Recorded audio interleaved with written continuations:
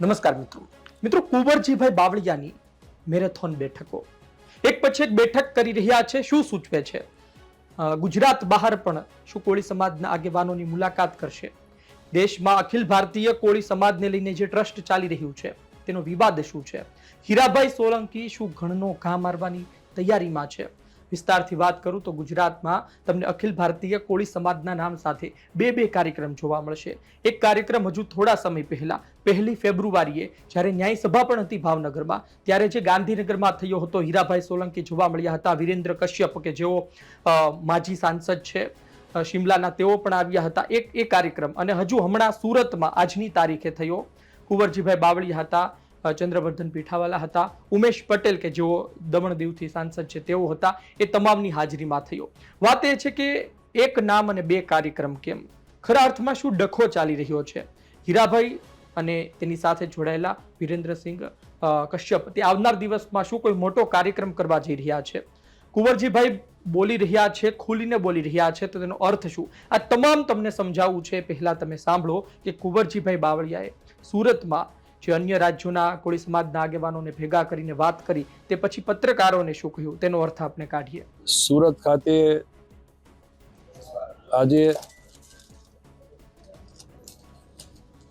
ગુજરાત, મધ્યપ્રદેશ, રાજસ્થાન, ઉત્તર પ્રદેશ અને દિલ્હી આ 7 રાજ્યોમાંથી અખિલ ભારતીય કોળી સમાજના અમારા સંગઠનના હોદ્દેદારો અને ગુજરાતના અહીંથી ભાઈ ચંદ્રવર્ધનભાઈ, અમારા સાંસદ ઉમેશભાઈ અને લગભગ 12 જિલ્લાઓમાંથી સમાજના વરિષ્ઠ આગેવાનો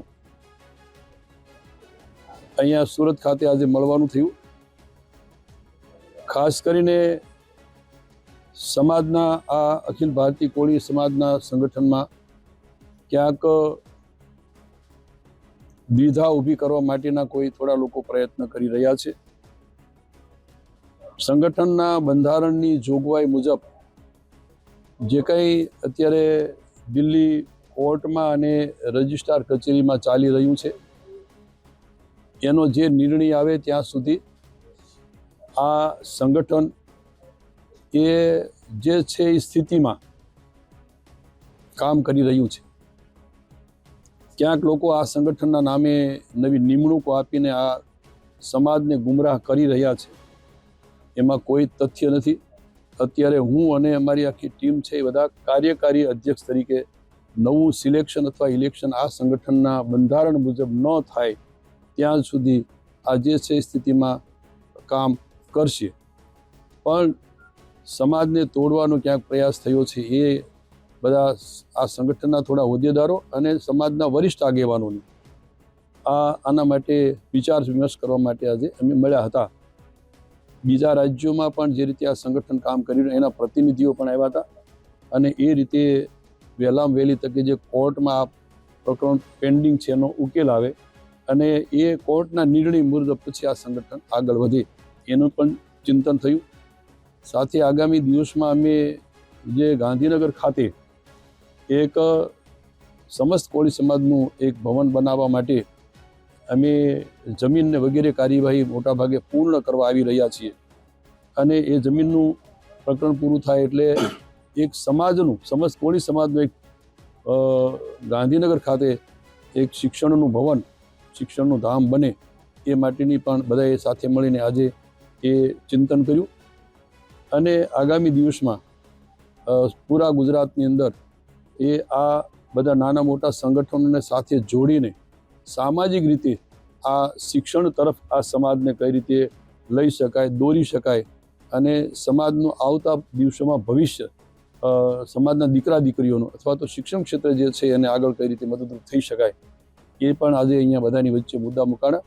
આજે અમે અહીંયા થોડાક સિલેક્ટેડ લોકોને જેને કહેવાય અખિલ ભારતીય કોળી સમાજના સંગઠન સાથે જોડાયેલા હતા, એ ઉપરાંત સમાજના વરિષ્ઠ આગેવાનો સૌરાષ્ટ્રના અહીંના અમે આજે સાથે મળ્યા, અને હજુ પણ 3 વાગે અમે સમાજના લોકોને આ શિક્ષણ ભવન અને શિક્ષણના ક્ષેત્રમાં સમાજને કઈ રીતે વિશેષ આગળ લઈ જઈ શકાય એની ચિંતન કરવા માટે અમે આજે અત્યારે મળ્યા હતા અને ચા પાણી માટે ફરી પાછા 3 વાગે મળવાના છીએ.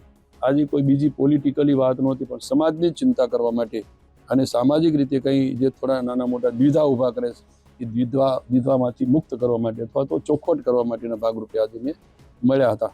આપે સાંભળ્યું કે કુંવરજીભાઈ બાવળિયાએ શું વાત કરી. તેમણે એક તો ગાંધીનગરમાં કોળી સમાજનું ભવન બનાવવાની છે તેની વાત કરી, અને બીજી વાત સૌથી અગત્યની એ વાત છે કે ઘણા લોકો સમાજમાં દુવિધા ઉત્પન્ન કરી રહ્યા છે, અને આ જ કારણોસર દિલ્હી કોર્ટ અને રજિસ્ટ્રાર કચેરી જે નિર્ણય લેશે ત્યાં સુધી જે પ્રકારનું સંગઠન ચાલતું હતું એ જ પ્રકારે ચાલશે.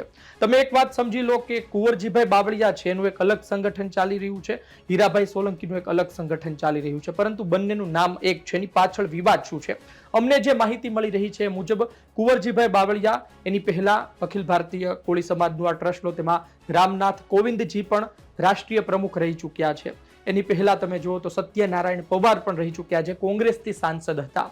એટલે કે સત્યનારાયણ પવાર હોય, રામનાથ કોવિંદ હોય, પછી કુંવરજીભાઈ બાવળિયા હોય, આ રાષ્ટ્રીય પ્રમુખ રહી ચૂક્યા છે. પરંતુ કોરોના સમય દરમિયાન 1 વર્ષનું એક્સટેન્શન આપવામાં આવ્યું હતું અને તે પછી અજમેર પાસે એક બેઠક થઈ હતી. જોકે કુંવરજીભાઈ બાવળિયા આજની તારીખે પણ તેને સ્વીકારતા નથી, અને જ્યાં સુધી એ મામલો કોર્ટમાં ગયો હતો, જ્યાં સુધી કોર્ટથી આદેશ ના આવે ત્યાં સુધી આ જ પ્રકારે તેઓ ચાલુ રાખશે. બીજી તરફ તમે સમજો કે આજની તારીખે જે પત્ર વાયરલ થાય, લેટર પેડ હોય, એ લેટર પેડમાં રાષ્ટ્રીય પ્રમુખ તરીકે કુંવરજીભાઈ બાવળિયા અને બીજી તરફ પણ રાષ્ટ્રીય પ્રમુખ તરીકે વિરેન્દ્ર કશ્યપ, ત્યાં પાછા પ્રદેશ પ્રમુખ તરીકે હીરાભાઈ સોલંકી, અને આ બાજુ પ્રદેશ પ્રમુખ તરીકે સી.કે. પીઠાવાલા. એટલે આ પ્રકારની પરિસ્થિતિ જોવા મળી રહી છે. અને આ બધા વચ્ચે હીરાભાઈ સોલંકી હજુ હમણાં જોડાયા અને આ સમગ્ર વિવાદમાં તેઓ પણ જોડાઈ ગયા છે. તેની પહેલા ઋત્વિજ મકવાણા હતા, અને આ સાથે તમે વિસ્તારમાં સૌરાષ્ટ્રમાં જશો તો મનુભાઈ ચાવડાની ટીમ છે. તમામ લોકો સાથે મળીને જે વિરેન્દ્ર કશ્યપનું જે અખિલ ભારતીય કોળી સમાજ છે તેમાં કામ કરી રહ્યા છે. હવે વાત એ છે કે અચાનક બેઠકો કેમ કરવી પડી રહી છે. આવનાર 6ઠા મહિનામાં 20 તારીખ આજુબાજુ વિરેન્દ્ર કશ્યપ અને હીરાભાઈ સોલંકી એક મોટો કાર્યક્રમ કરવા જઈ રહ્યા છે અખિલ ભારતીય કોળી સમાજના બેનર સાથે, જે અમને વાવડ મળી રહ્યા છે.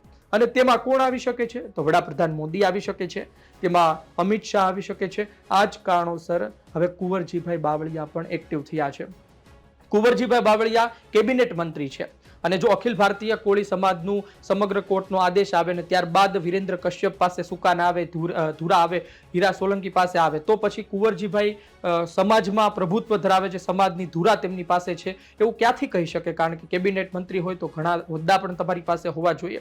એટલે એક તરફ તેઓ પણ મૂકવા તૈયાર નથી, બીજી તરફ આ એક પછી એક કાર્યક્રમ કરી રહ્યા છે વિરેન્દ્ર કશ્યપનું જૂથ હોય, અને સાથે જ હોદ્દેદારો પણ મૂકી રહ્યા છે. જોઈએ આવનાર દિવસમાં વધુ શું થાય છે. 11 તારીખે એક સભા મળશે કુંવરજીભાઈ બાવળિયાની, અને ત્યારબાદ વધુ સમાચાર આવશે. જોઈએ શું સમાચાર મળે છે. તમે કહેશો કે આ તો સમાજની વાત છે, આ તો સમાજની અંગત વાત છે.